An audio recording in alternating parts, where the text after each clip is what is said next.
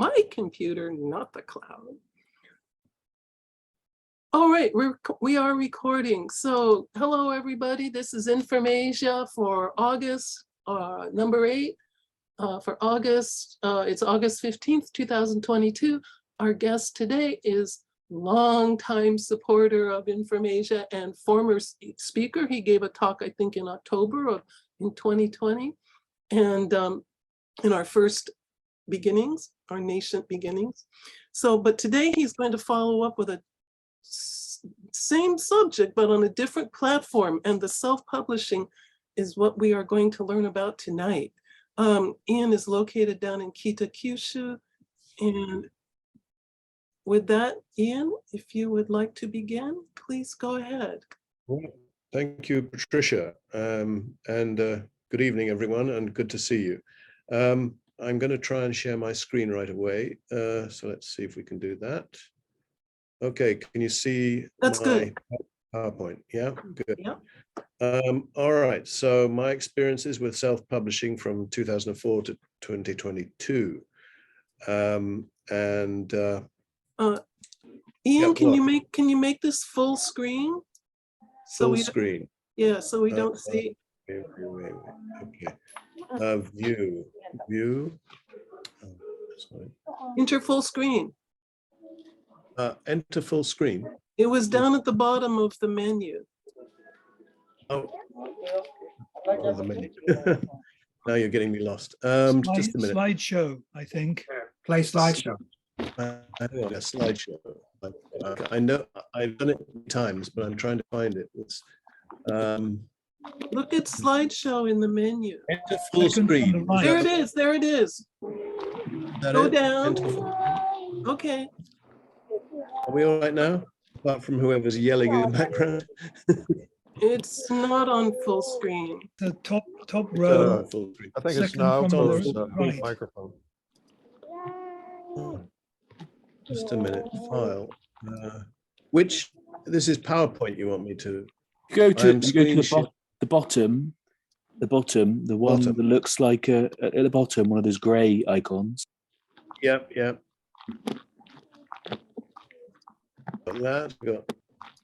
that. No? Oh, perfect. That's all right, Okay. is it?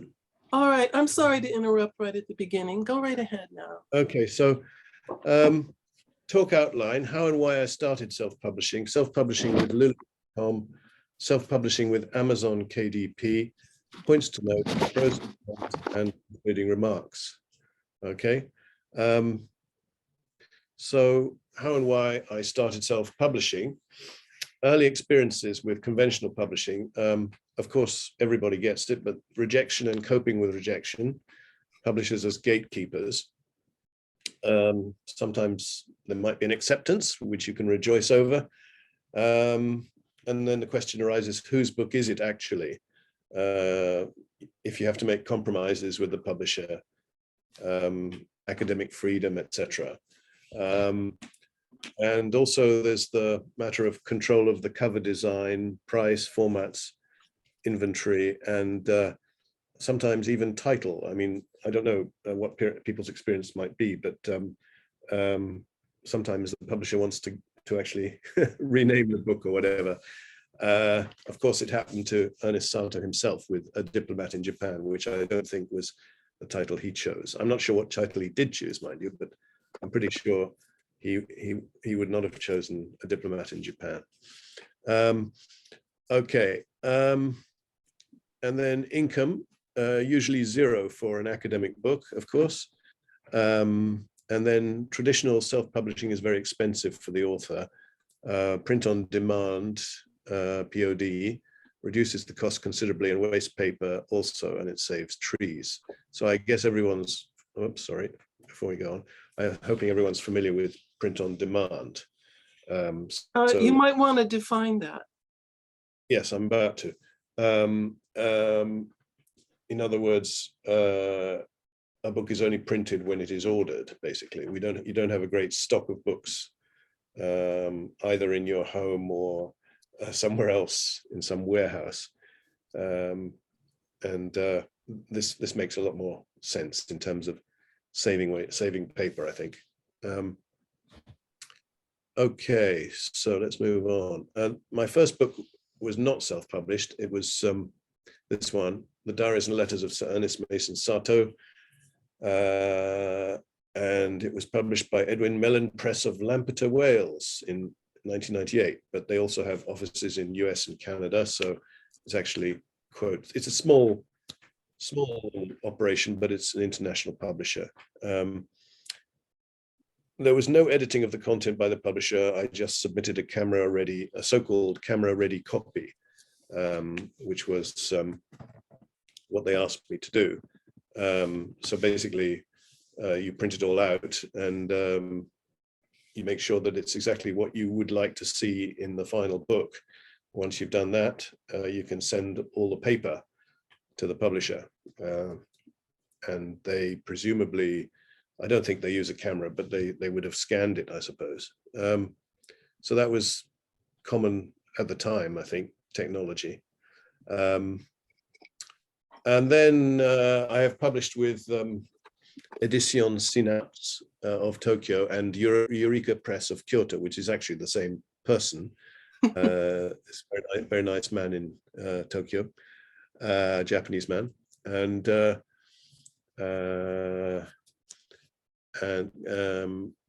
Sato's diaries transcribed and annotated from 1861 to 69 with Robert Morton. You can see the title page on the right there. It's a little bit faint, but it's so. And then the same publisher kindly published these other ones. So we've got 5 with this particular publisher. Very beautiful books, quite expensive. So it left me wondering whether there might not be a cheaper option. And then, okay, we skip now to self-publishing. My first experience was a book called Japanese Students at Cambridge University in the Meiji Era, translation of a book by Noboru Koyama, who was a librarian at the Cambridge University Library at the time. He's now retired. It was published, the translation was published in 2004. He was very helpful with that in many ways, and it was really quite fun to do that. And there were some quite interesting Japanese personalities who appeared in the course of this.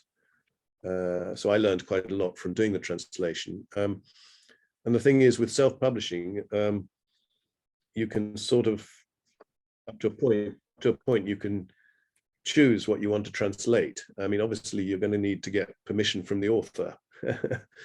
But you can sort of say, oh, I'd like to translate this. And if the author says yes, then you're basically okay, I think. And then I've done 3 other translations, 2 related to the Russo-Japanese War and public diplomacy in the Russo-Japanese War. Baron Kaneko and Baron Suematsu.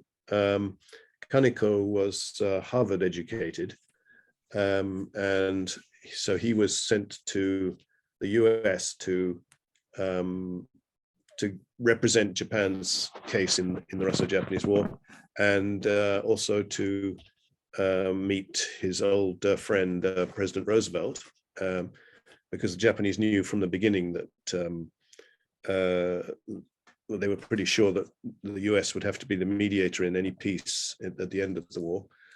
And then Baron Suematsu had been educated. He was one of the Japanese students at Cambridge, in fact, in my first translation. He was actually I think the second student at Cambridge, and he done the first translation of Genji Monogatari and various other good things. And he was sent to Europe to combat yellow peril, basically, the sort of racial prejudice against Orientals. And so, but again, with a parallel mission to Kaneko. And in fact, it was Suematsu who dreamed up the idea of these missions. And initially he was thinking he would do both missions, but Ito Hirobumi, his father-in-law, who said, no, sorry, I'm going to send my secretary, Baron Kaneko, to the States because he was educated there, and you're going to Europe because you are educated there. That's a broad, very simple explanation, but that's really how it worked. And Professor Matsumura is the man who wrote the books and who gave me permission to translate them.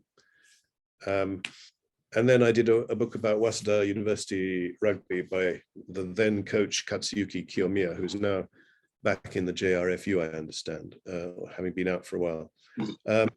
Okay, so let's move on. Also, I've published works related to Sir Ernest Sato with both Lulu and with Amazon. So Sato's Japan correspondence, that's 1895 to 1900, that's volume 1 there in its Amazon cover. 4 volumes of Japan correspondence. They're quite thick volumes. They took a while to put together. Again, they're transcriptions of letters, but these are letters from other people to Sato, okay, in his period when he was minister, which is 1895 to 1900. And then the China correspondence is a parallel series from 1900 to 1906 when he was minister in China. And yeah, China was, of course, a bigger thing altogether, and required an extra volume as well. And then private correspondence, Sato to W.G. Aston and Frederick Victor Dickens, and also Sato and John H. Gubbins and Sato and Lord Reay, sort of rather neglected areas of the Sato papers. I think Aston and Dickens is probably the most useful one of those 3, and goes together well with the diaries for 1870 to 1883, which is also I've published through Lulu, as well as through Eureka Press. So there's a cheap version and there's an expensive version, basically. All right, so yeah, and now I would like to move to talking about my Lulu spotlight. So, whoops, I just want to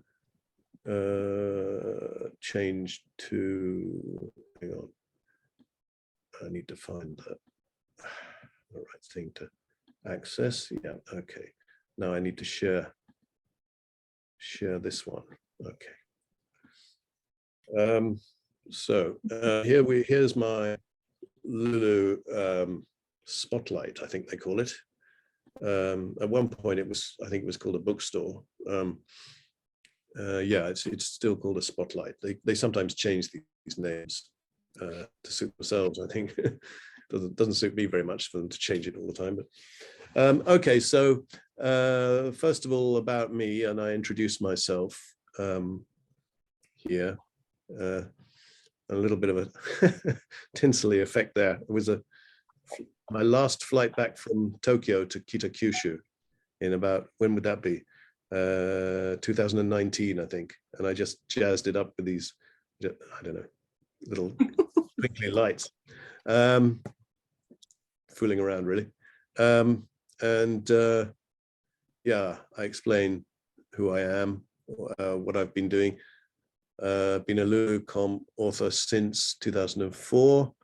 What I've just told you, when I published a book about Japanese students at Cambridge University in the Meiji era, I teach English, well, I used to, at a Japanese National University in the city of Kee-tah-kew-shoo.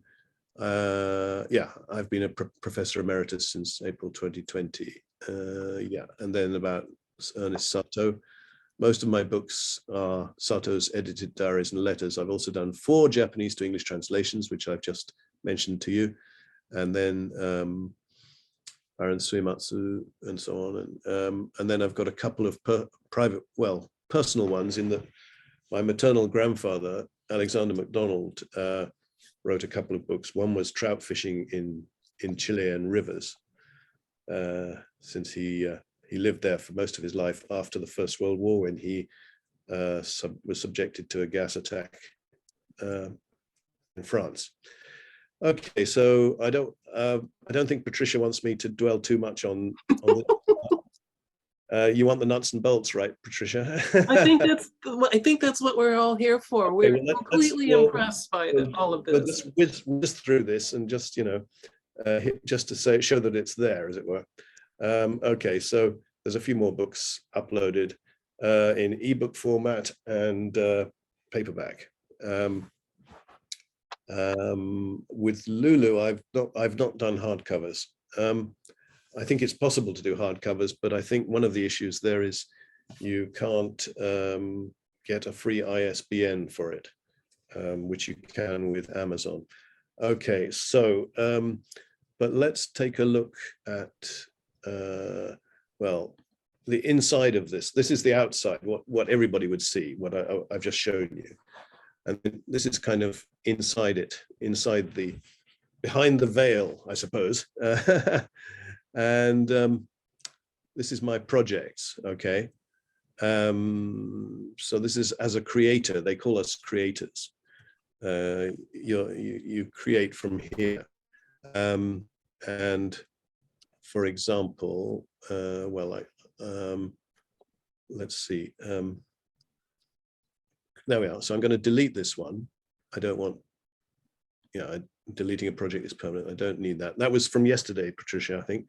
Okay, so project overview, promote your project, sales and payments, and then create a project. So here we go with create a project. First, you have to select what you want to do. So print book, photo book, comic book, magazine, yearbook, calendar, and ebook. Okay, so you've got all these. It's fairly straightforward, isn't it? That's not a difficult interface. So let's say, let's say we want to print a book, okay, which is mostly what I do. And then you have to decide, start by telling us what you plan to do with your book, from printing your own copies to selling around the world or on your own website. We've got you covered. So if you simply want to print a book and purchase copies, so you don't want to publish it to the world, then print your book is enough.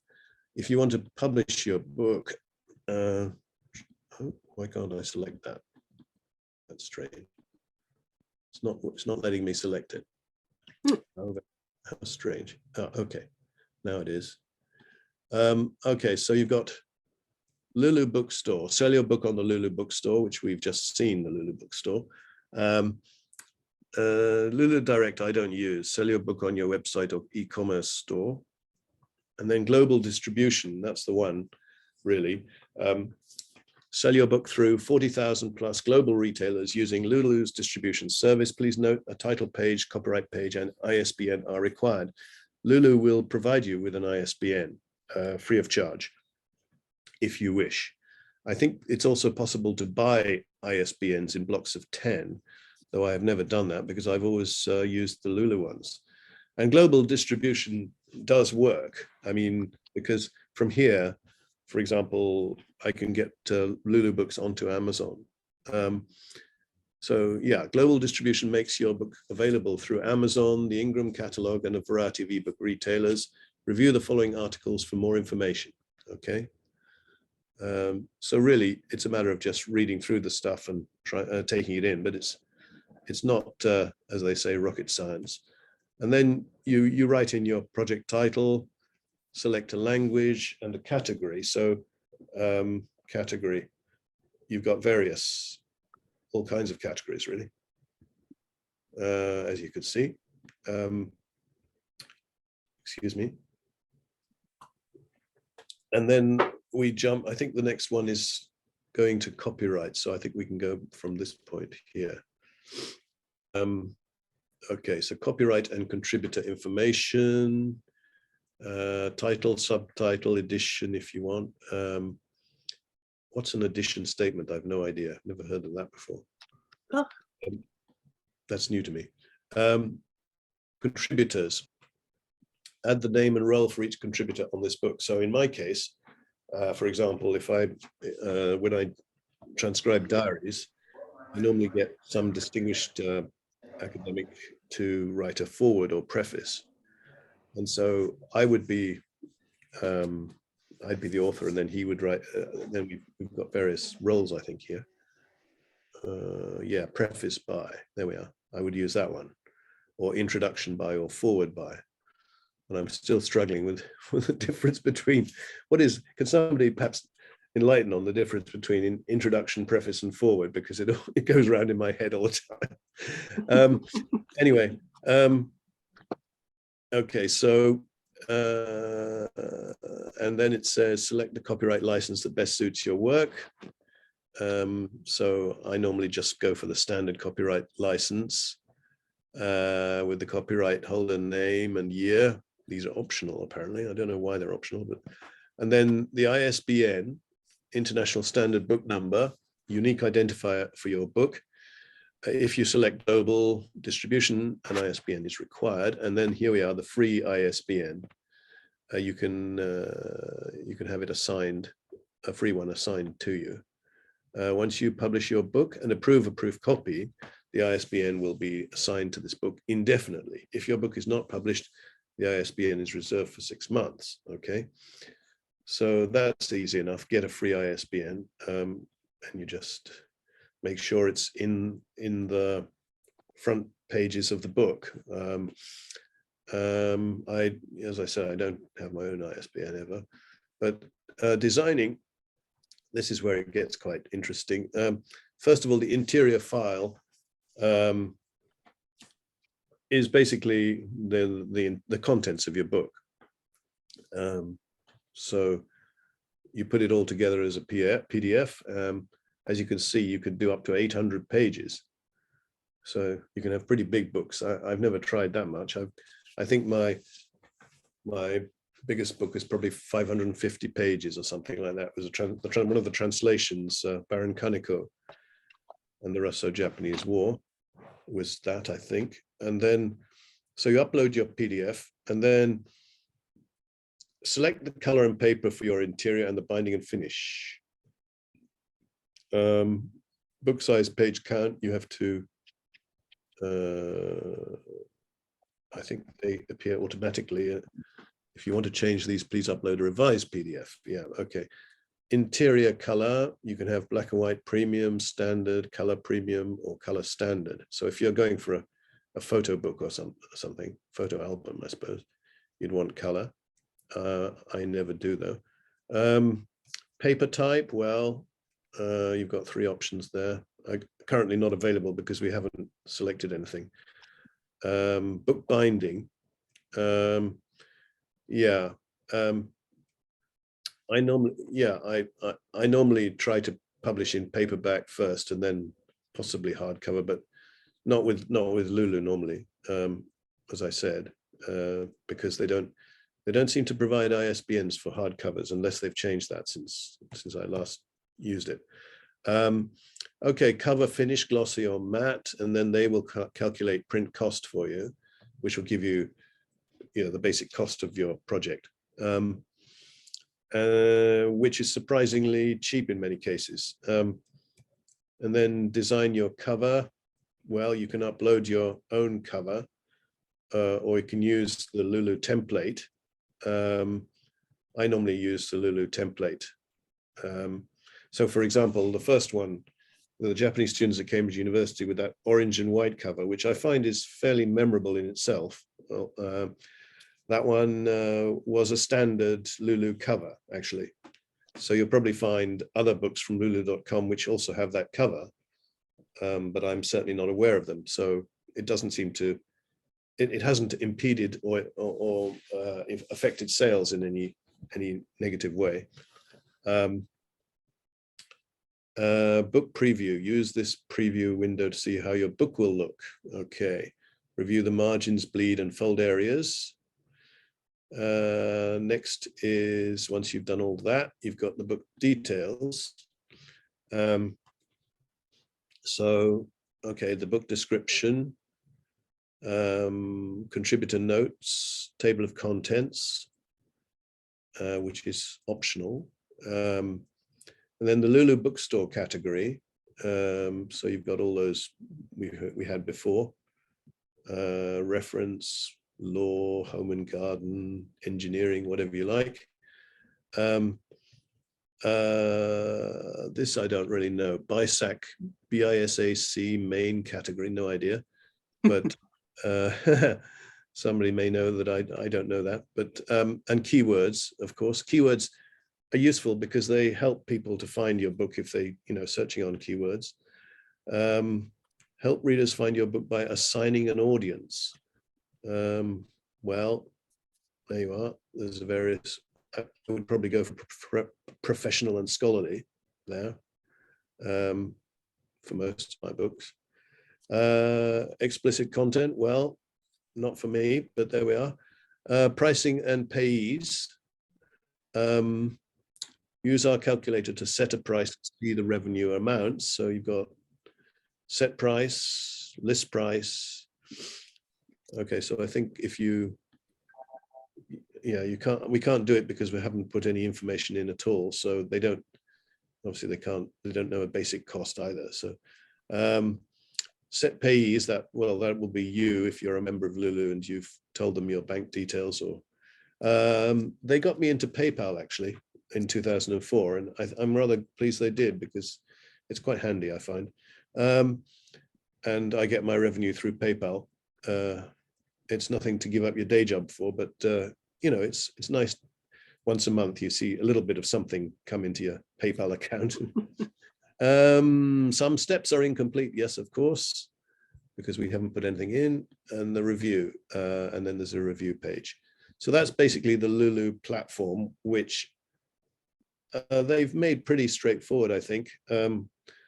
There have been times in the past when I've been sort of, when I had more time, especially in the early days, I was sort of on their forum quite a lot, asking questions about how do I do this, how do I do that, and it's a fairly logical process, and what comes out of it is I would say good quality paperbacks. I'm pretty pleased with the standard. Of course, if you're like me and you're a bit of a perfectionist and you make one silly tiny mistake and you think, oh, I've got to correct this. Well, it's better to wait for several mistakes, I think, to the mistakes to be found and accumulate before you go through the whole process again, because it's kind of, you're going round and round this treadmill of uploading a new PDF and clicking through to the end. It can get a bit tedious, I have to say, but that's the only thing. I mean, it's not a difficult process, I don't think. But there is a potentiality for I don't know, boredom a little bit. Okay, so that is lulu.com. I'm just trying to I think move on to Amazon maybe. And Amazon, well, you can see this is my Amazon KDP, Kindle, what's that, Kindle Desktop Publishing, I think it's called. And I'm sorry, I'm trying to move all these things out of the way. Yeah, so you can see there one of the Lulu books. This is a standard Lulu cover here for A Diplomat in Japan Part 2. This is Sato's Diaries 1870 to 1883. And you can, if you look here, you can see that I haven't actually made a paperback or a hardcover for this because I don't need to, because I've already made the Lulu paperback, and I've already made, we've already done the hardcover with Eureka Press. So no need to actually. However, Kindles, the process here starts notionally with making a Kindle, and that is easier than it sounds. perhaps. First of all, well, I'll show you the Kindle Create, which is the software you use. But before I do that, let's take a quick look at what we've got here. This is the Kindle, hang on, edit ebook details. Come on. Taking a while to appear. Why doesn't it appear when, oh, there we are. Okay, it's coming. Right, so Kindle ebook details. Choose your ebook's primary language, book title. If your book is part of a series, add series details, which I have done for some of my the Sato correspondence. Edition number, primary author or contributor. Introduction was by Sir Hugh Kortatsi, the late Sir Hugh, of much lamented late Sir Hugh. And okay, so here's a description. Well-known, so Ernest Sato's well-known bestseller, A Diplomat in Japan, blah, blah, blah. And I haven't made that very long. I own the copyright, keywords. So diaries, Japan, early Meiji era, travels in Japan, travels in Europe, Iwakura mission, scholar diplomat. There are of course other keywords that could be chosen, but those were the ones that came into my head at the time. Categories, you have to choose categories, up to 2 browse categories. So I've got, what have I got? Non-fiction, biography and autobiography, personal memoirs, and I've got non-fiction, history, Asia, Japan, okay, which seem to be the most suitable categories for this Kindle. Age group, well, I don't bother with that really. It was released 2020. I could go to save and continue, or I think I can go from the top, maybe. No, that's not like Lulu. Oh, yes, it is. There we are. Kindle ebook content. Oh, well, continue without saving. Okay. Because I don't want to change anything. Okay, digital rights management, which needs a bit of reading up on. But I've said yes. And then recommended formats for Kindle ebooks are docx, which is the Microsoft Word, EPUB and KPF. I steer clear of EPUB. I only basically use docx and KPF. KPF is the Kindle version, basically, of PDF, I think. Or at least it's what Kindle Create produces. And here it says, use Kindle Create, and you can download it free. I actually uploaded this having used Kindle Create. So uploaded successfully, and then you've got your cover. This was from the Lulu one. So it sort of, on Amazon, it appears with the same cover, whether it's Kindle or paperback. And that's uploaded successfully. You can launch the previewer. I'm not sure if saving. Why is it saving? I only wanted to launch the previewer. There we are. We are preparing your book for preview. So hold on to your hats, and there we are. So this is as seen in I don't know, a tablet of some sort. So you can check how it actually looks. And so, yeah, I mean, if I can go straight to 1880 there. Yeah, so that's pretty convenient to say. I like the way they make it easy for you to create this sort of internal hyperlinks, I suppose is what they are. And the text is actually the same, or it should be, bar perhaps 1 or 2 glitches. It should be exactly the same as the paperback. And I find using them together is quite convenient. Like, for example, today I had an email query about the Travelers Club in London. A member of the Travelers Club, who is in fact, he appears to be a diplomat, was asking me about mentions in Sato's diary of his going to his attending the Travelers Club. And I think he became a member in 1901, so he was in China at the time.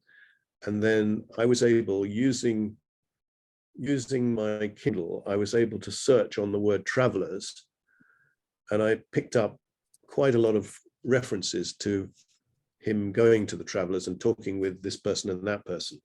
The query was actually originally whether he had taken any Japanese people to the Travelers Club or spoken to any Japanese diplomats at the club.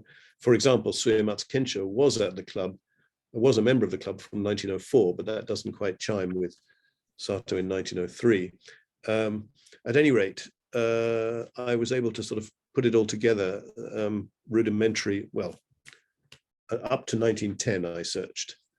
And I sent him an email, and he seems to be quite pleased with the result. So I think Kindles or well, ebooks, but Kindles basically are sort of underrated for academic research, simply because you can copy and paste as well, and that, rather than, if you want to get a quotation out of Sato's diary, and you don't want to spend a lot of time, copying it out again and again, or copying it out a second time, I suppose. If you can copy and paste, it sort of takes a bit of the drudgery out of it, I find. And you can sort of, I don't know, I just find them useful, not on their own, perhaps, but used in tandem with the printed books.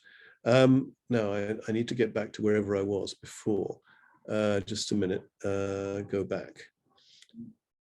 Anyway, so it shows you how the book looks on an iPhone and how it looks on a tablet, etc. Oh. And then finally, the third page, save and continue. Although I haven't changed anything, so hopefully that won't be a problem. The pricing. So you can maximize your royalties with KDP Select. How do you enroll? All territories. Yeah, I choose all territories. Choose the location where you expect the majority of your book sales. Amazon.com, in my case, although I'm not sure. But anyway, I presume it would be the case. Select a royalty plan, 35 or 70%. List price, which must be between $2.99 and $9.99. So I've felt that this was worth $9.99. And then once you input $9.99 there, this all is done automatically for you. So you've got Amazon UK, Amazon India, Amazon Germany, France, Spain, Italia, Netherlands, Japan. So in Japan, it's 1,250 Japanese yen, and so on. And then it says allow Kindle book lending, which and terms and conditions. And then it says publish your book. So really, that's the Amazon thing. And then take a quick look at. I mean, I've told you shouldn't give up your day job. So let's take a look at my revenue for this month, which is probably about $6, if I recall. It says 0 there. That's for today. But I've got, let me see, royalties estimator, I think it is. Yeah. There we are, $5.97 for August. So up to date. And this is made of two things. It's somebody's bought volume 1 of the correspondence of Sir Ernest Sato, British Envoy in China, and that's given me $4. And then somebody has read 500, I think it's 500 pages of volume 2, and they're a subscriber to Kindle, and so they've read 500 pages. I think this is probably it here. Yeah. And then that's the other one. Okay. KENP royalties. So there are ways that people can, you can earn a little bit of money from people actually reading your book as a Kindle book without buying it, if you see what I mean. Amazon recognizes that, you've earned some money there. All right, well, I think that's about as much as I have to say. Gosh, it's almost, goodness me, it's gone on and on, hasn't it? Oh, it's just perfect. Concluding, if I can find them. Wait, just a minute. I want to go back to the other share. Oh, do you? Let me see. We've done that. We've done Lulu Spotlight. We've done Amazon. Kindle Create. I don't know if people want to see how it looks, but just a minute. I can do that. I'm going on and on though. Where are we? Let's move this out of the way. Right, Kindle Create. There's Kindle Create. Except you can't see it. Just a minute. I can share that. Yeah, this is Kindle Create, and it's wonderfully simple to use, I find. Idiot proof or something. So let's see. Yeah, this is one of my Kindle books. Title as you see it there, and then you've got copyright page, you've got dedication, epigraph, contents, and then the contents is hyperlinked, so you can go straight to, for example, Chinese mission, legation stuff, and then this is the actual book. I mean, it's quite a substantial book, this one. Yeah, and so that's Kindle Create, and all you're really doing here is you're uploading. I think it's a docx I uploaded in the first place, and then you can use these controls on the right to create chapter titles and what have you. We're not seeing anything. Oh, you're not. Oh, We just God. are stuck on the beginning page of Kindle Create. Oh, what happened there? Oh, Not sure. I'm sorry about that. Thank you for that. Thank you for. Oh, that's sad. I wanted. What about yesterday? It's now telling me a new version is available. Yesterday you could see it, couldn't you? I thought so. Sorry. I thought so. I'm not sure. Yeah, I don't know why. Well, I thought you could as well. I thought we. Anyway, never mind. Just anyway. Well, sorry. We'll have to skip that bit. But Kindle Create is. I like it. It's easy to use. And then let's move on to, just a minute. Let's finish. Wait a minute. Where are we now? Trying to find the share screen. Good. Okay, back to that one. All right, so we've done that. Then self-publishers are a one-man band responsible for their own marketing, using YouTube as a marketing tool. So I'm not going to go into my YouTube channel now, but it is there. The name of the channel is my name, Ian Ruxton. So you're welcome to take a look. Work in Progress, another book by Noboru Koyama, this being related to Ernest Sato's book collection, now mostly at Cambridge University Library. Extensive use made by the author of my previous work, especially Sato Diaries and his letters to Aston and Dickens. I expect I will self-publish this. And then concluding remarks, self-publishing is not for everyone. If you can find a publisher and can work with him or her, then that's probably the best option.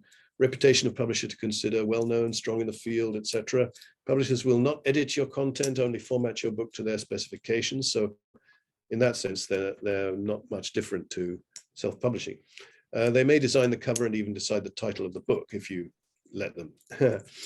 Self-publishing is good if you can't find a publisher but believe in your material being out there and accessible to readers at a reasonable price, which is certainly what I believe regarding the Sato stuff. And you can determine the price. And then don't expect to become rich by academic self-publishing, and whether your university will recognize it is another matter. And that's basically it. Thank you very much. Okay, great. All right, thank you very much for that. We have a number of questions here, and I think most of them will have pretty short answers, but Let me just finish. Okay, so way at the top here. We had about 30 people in attendance today, by the way. Okay, so early on, Charles DeWolf asked, what about publishers who express some sort of interest and then fail to respond to further inquiries? Yes, what about them? Yeah, I find it's such a hit and miss thing dealing or approaching publishers that, you know, it's, well, I wouldn't say a plague on all your houses, but to me, I'd rather spend my time actually on the work, you know? Okay, I think Lance Gatling agreed with that. And Lance, did he answer your question about what is your percentage? No. Okay, so what's your percentage? Percentage, you mean profit on a book? Well, you decide the price, you see. No, you mentioned, and when you described Synapse, the Japanese gentleman that published 2 or 3 year books, you said it was quite expensive. I wasn't clear if it was the price of the books or you that had was to the price of the books. He gave us some copies. Robert was also in on this, but he gave us some copies of, I think 5 or something, but I don't think we ever actually got money, did we, Robert? From Kaneko-san. Robert, is Robert there? He's here, he's here. Hello, Robert. Maybe he's getting tea. Okay, okay, well, we'll see if he comes back. We didn't get any money, basically. Yeah. Okay. All right, so he also suggests, Robert also said it's true that when the author loses control of the book when it's in the hands of the publisher, but they do know the business better than the author usually. Yeah, okay. Well, fair enough. Okay, and Robert had a question, but I'm not sure Robert's back yet, so we'll hold that. Let's see, a little later, Penny West asked, are you writing in Microsoft Word? Yes, I am. That's my basic tool for writing, yes. Okay, seems pretty normal. And then a question from me on the Kindle, are the narrow page margins that displayed, are those your choice or is this Kindle World style? Narrow page margins. I think that's Kindle's style. You're talking about actually seeing it on the tablet. Yeah, exactly. Very narrow edges. I think you don't have much control of that. I think that's done by Amazon. Yeah. Okay. Okay. Let's see. Oh, I asked a question. If a book is sold as a used book, do you, the author, receive any royalties? My guess is no. Sold as a used book? Yeah, no. on Amazon. Yeah, on Amazon they'll have cheaper versions as used Sure, books. yeah, they have secondhand books, right? But no, I don't think I'd get any royalty for that. I wouldn't expect to. Okay. No. All right. Alex Byrne asked a question here on Kindle for the drop-down list for where you expect most sales aside from Amazon.com. What are the other options? Oh, hang on. Sorry, Kindle's drop-down list. Yeah, there was a list, and Amazon.com was the sort of default that seemed to be decided. But are there other choices? The other options were other different countries. For example, Amazon UK. Oh, okay. So it's only Amazon, right. Amazon India, etc. Right. Okay, I see. Okay. Penny West asked, have you used any illustrations for which you need to obtain the copyright? Well, yes, and I have. And what I guess, okay, and I guess you state the copyright somewhere. Okay, yeah. All right. Alex Byrne asks, are you familiar with Facebook publishing? Facebook publishing? No, I'm not familiar. This is I have an old Japanese professor friend who makes me buy his books that he publishes on old Japanese photos, and they're quite like, look, I kid you not, he's done about 5 of them, but I just noticed that up here it says Facebook hang, but at the bottom of the spine, it says Watanabe Shuppan. So I don't know what that would, what's the Facebook Han as in publishing connection, I wonder. I have no idea. No idea. Sorry. They're quite nice. It's got a dust jacket and, you know, they're quite nicely done, but I don't know. Yeah, okay, so that doesn't, no, you No. never heard of Facebook Han? Doesn't ring a bell, no. Okay. I will ask him. Mm. Okay, all right. Okay, so we're a few more questions here. Eleanor Yamaguchi asks, are the print books from Lulu always large books like A4, or can they also do smaller paperbacks? Oh, they can do smaller ones. In fact, my second and third translations were small. The trade paperback, I think the term is for America.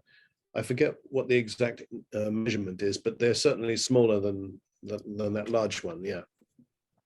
So it's a matter, you choose the size. I initially chose the larger one, but yeah. Is that an issue? Like America uses A5 I think or so. something? Okay. No. Well, the one which the Japanese students at Cambridge is 8. I do know the measurement here. It's 8.5 by 11 inches, which I believe is US letter. That's it. Is it? Yeah. But the other ones, I haven't got them here, but trade paperback is more like this size. Yeah. Which is what I'm translating currently. Yeah. Okay. All right, Charles DeWolf asks, what impact will the new technology and the shifting perceptions that go with it affect the status of publishing in the academic world? Well, there's a big and very interesting question. I don't know, really. I mean, I've plowed on my merry way since 2004 with this mainly self-publishing. But obviously, whether academia accepts self-publishing is another thing. There are bound to be people who say, you know, it's not peer-reviewed, etc., which is true. What I've been doing, which is transcriptions and translations mainly, I think it's been pretty good, but and it's got the stuff out at reasonable prices, determined by me. But whether this could ever catch on in academia as a whole, I don't know. I can't really answer that. I'd be interested in people's opinions about that. Okay, maybe we'll just a few more quick questions, and then after that, perhaps. Okay, so Felicity, I think this is the question you meant. You mentioned correcting errors and re-uploading. Do you have to get a whole new ISBN for that? No. The ISBN stays the same. I'm making it sound more of a chore than it perhaps is, but you know, if you find one tiny error and then you think, oh no, I can't let this thing go out with that one tiny error, and then you go through the whole process, and then the next day you find another tiny error, and so it goes. So it can get a bit tedious in that way, if you see what I mean. Okay. And I think we're getting almost to the last question. Peggy Canada asks, looking at the pages you put on your screen, it seems rather tight. How can you put more space on your page? An old-fashioned editor would help you with layout. Same answer with Kindle. Tricia, you helped me with layout a great deal yesterday. Thank you. I know. But so I don't know which pages we're talking about here exactly, but are we talking about something that I've shown on the screen? Which was that? Yes. You had a couple of pages of the correspondence, and there seemed to be no break. Maybe you were showing the Kindle version. And Patricia was asking also about the narrow margins. It just was hard for me to read. Right, Kindle. I don't have so much control over the format of the Kindle. You know, they show you what it's going to look like on the screen, And that's really it. I don't think I have much control over that, but I may be wrong. I mean, I may not be pressing the right buttons. What can I say? Okay, all right.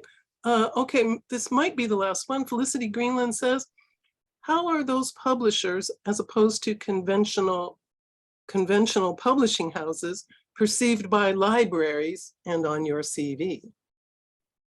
It's a related question. Yeah. Good I thought that was questions. answered actually by Charles's question earlier, so I said you can cancel that question if you want. Well, I mean, I've made sure that everything that I've done has gone into my university's library. And yeah, I think some of them, there have been some in other libraries across Japan. So I don't know. Yeah. Okay, all right. And well, I think we can end on the insightful comment by Lance Gatling. Says, peer reviewed by Informasia should do the trick. Okay, Good. okay, with that, it's open for free discussion. Can I have a question? Yeah, okay, I'm gonna continue recording for a while, so go ahead. I think you said that ordinary publishers do not change your text. Right. That's my understanding. Yeah. Well, I've had the experience. It was an article I'd written on Peter Brook's Hamlet that appeared in an English literary magazine, and an American academic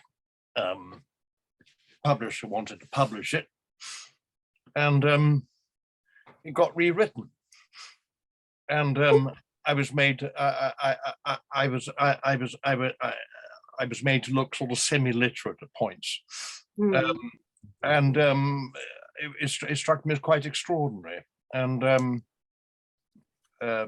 so I've heard from somebody else whose name I shan't mention, that particularly editors at American academic publishers are rather famous for mucking things up, to put it bluntly.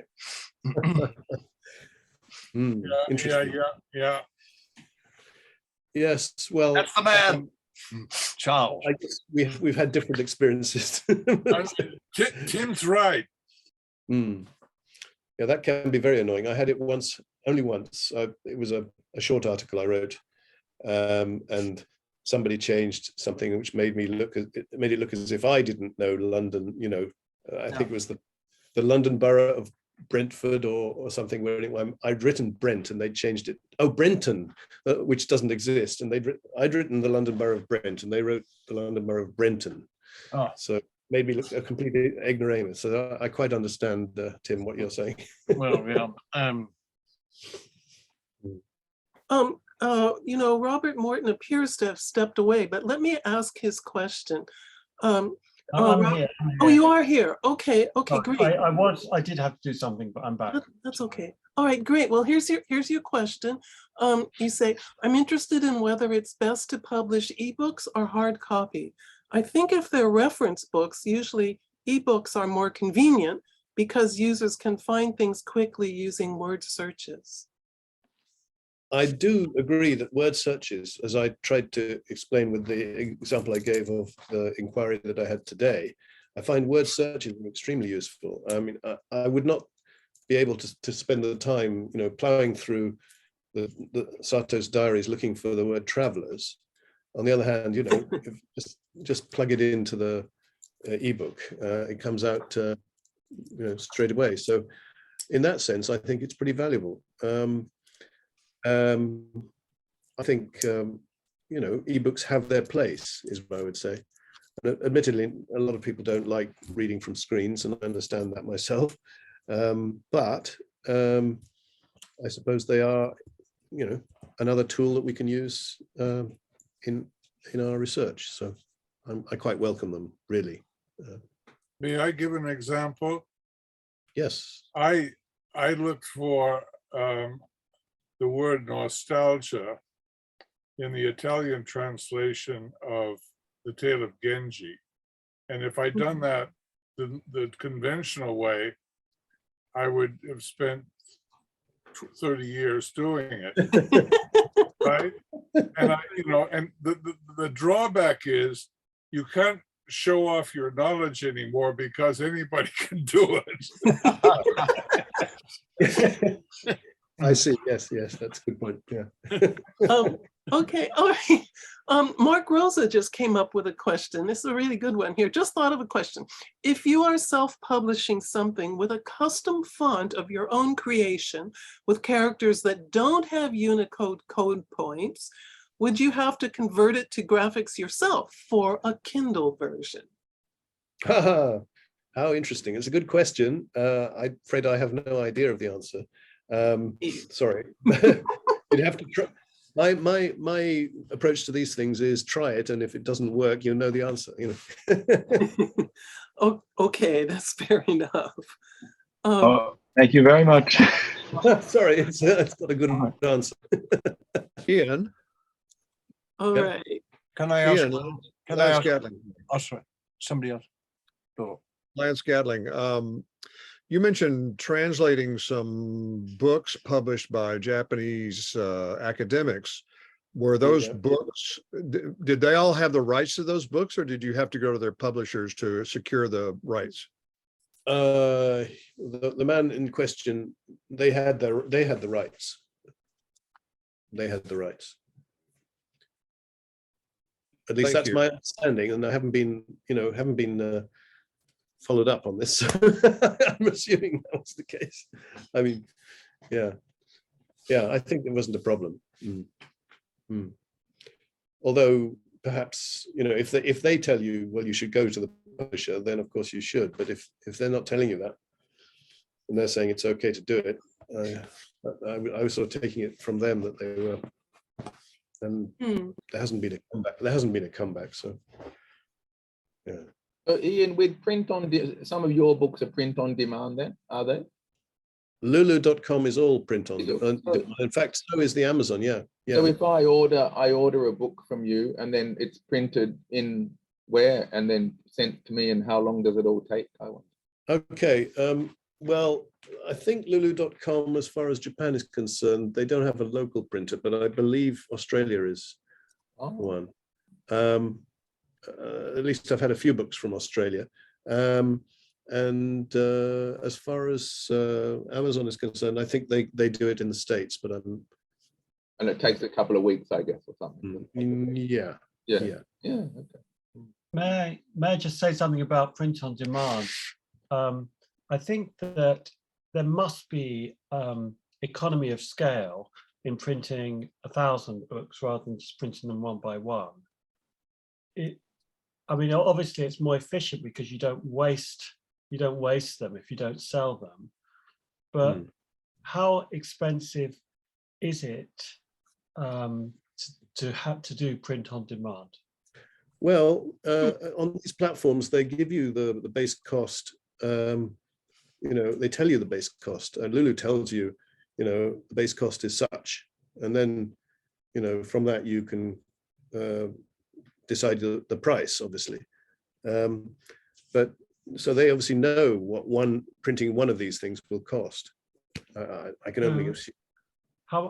What kind of amount is it? What kind of amount? Is it a lot? Well, no, it's not a lot. Right. I mean, it's cheap. Sorry. Oh, sorry. No, I'm just wondering. I don't know how much it costs. Okay, right. Well, this was the slight bone of contention with the Tokyo publisher that we've used. As you probably remember, his books are sort of 30,000 and up, and they're very beautiful books. But on the other hand, who's going to buy? You're going to have to be very rich to want to buy a 35,000 book. So my feeling was that I wanted to make a lower price one, paperback, and in fact also Kindle. And I forget what the price is now of that the one where I haven't, no, we haven't, the one we did together, I haven't produced a paperback. That's that, but that was the Bakumatsu one. But the Diplomat in Japan, 1870 to 1883. I forget the price, but it's about $40 or something, as compared to 35,000 yen. So it's a paperback for $40. So it's another way to buy the thing, which might be more useful for students and researchers. That's my, yes, my idea. it's not bad. I mean, he does high quality things because I think he makes his money by selling them to libraries. So Yes, exactly. That's his business model, isn't it? Exactly. Yeah. Yeah. I've run through the pricing on 3 or 4 different self-publishing sites, and they start off with, you know, thin paper, black and white, paperback, bindings, and you add this up, and you can go from below $10 for print on demand up through $20 or so, and then you have to figure out your margins and how much you want to make on each book. But it's surprisingly economical. I think so, yeah. I was surprised, you know, that you can get a book like, this is a big, quite a fat book, isn't it? It's all, you can't see it properly. But yeah, I think it's reasonably priced at sort of $40 or whatever it is. Yeah, yeah. So these aren't typeset or lithograph or anything like that. They're clearly computer generated and printed straight off, automated. There's probably no human that touches this thing until it rolls off the assembly line. Quite. Yeah, that's right. I'm sure that's true. I have a question. I hope it's relevant. Going back to my point about, or question about academic attitudes. To what extent do you think academics can help change attitudes?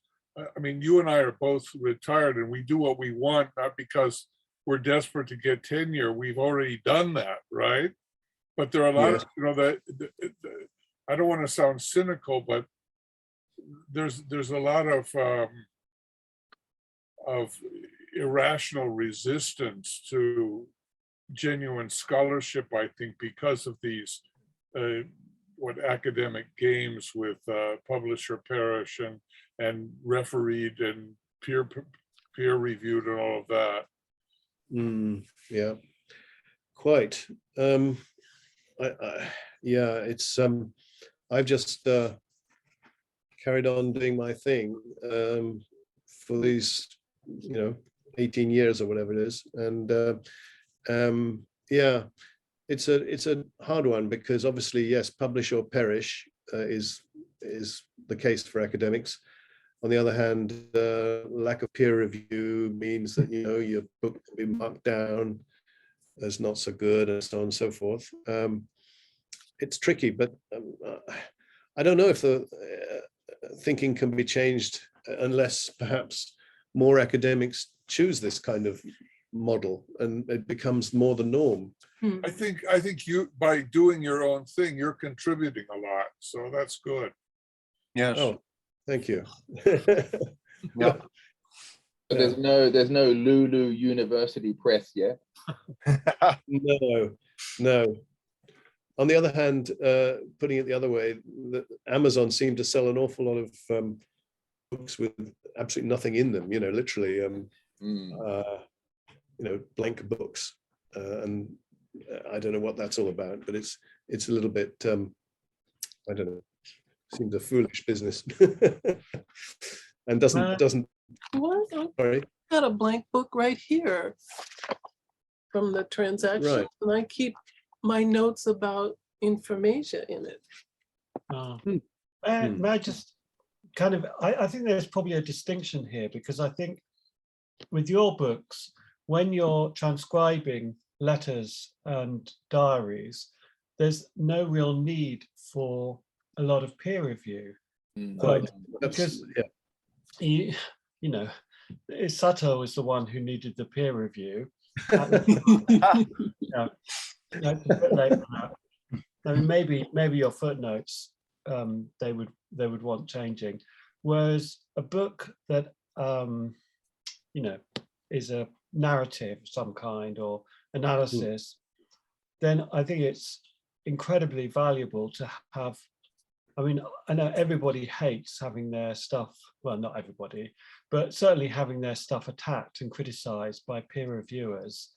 You know, it can be quite a traumatic process and hard process to go through. But I think it, you know, it is essentially a positive thing. I think it having been through that, because when you get stuck in a bubble when you're writing a book and you sort of forget what normal people think anymore, and you don't realize that there are people in the world who, you know, don't know that Sato was born in London and, you know, came to China and then to Japan. I mean, there are, you know, I know it's very hard to accept, but there are people in the world who don't know these things.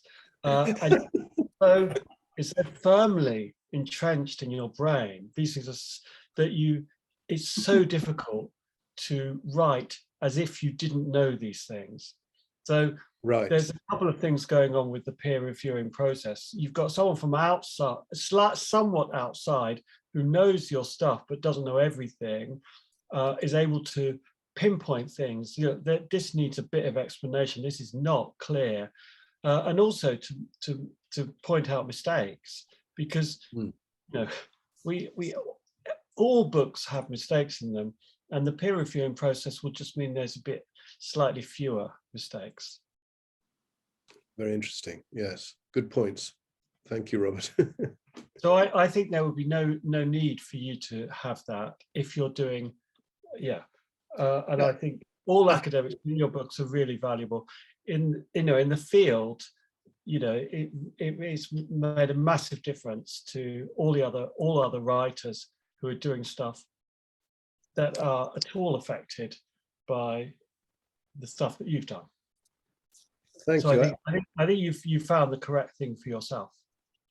Thank you very much. I think, I was, you know, fairly sure that, I mean, I had some confidence, root confidence that what I was doing didn't really require, yes, you're right about notes and things, but basically, you know, Sato's diaries are, you're right, he's the one who's required the peer review and so on. And the same with translations, really. Well, the translation is up to me. And there we are. Ian, you've put effort into pretty good effort into a YouTube channel to explain what you're doing and readings and everything else. Have you also contributed books to libraries to get those books out there outside of your own university? Did you? Yes, I have.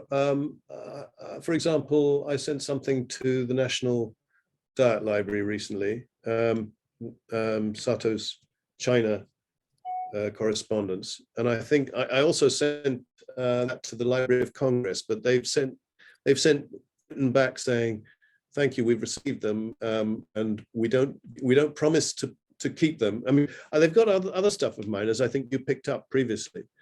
At the Library of Congress, but for some reason this one they're saying that they're a bit cagey, so I have no idea whether we may pass it to another university or something, which is a bit not quite the point of donation, shall we say, but there we are. So yeah, I do make a point of making donations. I've also donated to my university which I graduated from as well, so yeah, I try and, because as authors' copies are actually quite, they're base price copies, so they're not so expensive to give anyway. So if a bookshop, say somewhere, really liked one of your books, a small books, an actual bookstore, and the owner thought, I'll buy 10 copies of Ian Ruxton's book, then they could do that and then sell them in their shop physically for more. Is that possible too? yes, bricks and mortar. Yeah, sure. Yeah. And I actually had an arrangement with the small bookshop at Ottery St Mary, where Sato retired, which I sent them copies of his diaries, and then they managed to sell them. It worked well the first time, not quite so well the second time, but okay, we're nearing the end of our official time. So are there any final remarks anybody would like to make? Perhaps Yamanouchi Sensei? Well, thank you very much indeed for giving me the opportunity. I thoroughly enjoyed your talk. Thank you. I have little to say, but I think I am a very lucky person to have my first book in English published by CUP, which handled me very kindly and gently. And you mentioned the matter of editorship, and CUP had an excellent editor. And perhaps some people might think it a kind of intervention, but interference and intervention, but all the flaws and defects of my manuscript were corrected by this competent editor, and I'm very grateful for that. And I'm basically a Japanese student of English literature, but I haven't published anything major in English literature, to my shame. I had my PhD dissertation, but which was for Cambridge, but my Toronto, a former supervisor, great Coleridge scholar, Coleridge incidentally comes from Ottery St Mary. Yes, yes. Kathleen Coburn, this great Canadian Coleridgean, kindly read my Cambridge dissertation. And one of the things she advised me was, you wrote your dissertation for your examiners, but books must be for readers. So you have to keep on revising your dissertation for the rest of your life. And as a result, I have never published major thing in English. And my book by CUP was not on English literature, very naturally, but I was a lector for 5 years in Cambridge. And toward the end of, or even perhaps after the expiry of my lectureship, the Faculty of Oriental Studies at Cambridge very kindly asked me to give a series of 10 lectures on modern Japanese literature. So I did that for the Cambridge undergraduates, which was the search for authenticity in modern Japanese literature, published almost nearly a century ago, 1978. And I am hardly recognized as a scholar of English literature in the English-speaking world, but recognized by the author of that little book, a kind of my apprentice work. Thank you for giving me the opportunity to make my very personal remarks. One additional thing maybe, soon after the publication of my English version, Romania interested in the book, and through the CUP, my book in English was published in Romanian. And what I received from the letter I received from the Romanian Bucharest University Press was, you might have some royalties which you can only use if you come to Romania. So I've never used my royalties. Well, thank you for my nonsense. Oh, on that wonderful reminiscence, let's thank let's thank Ian Ruxton again for a really wonderful August presentation, very informative and thought-provoking.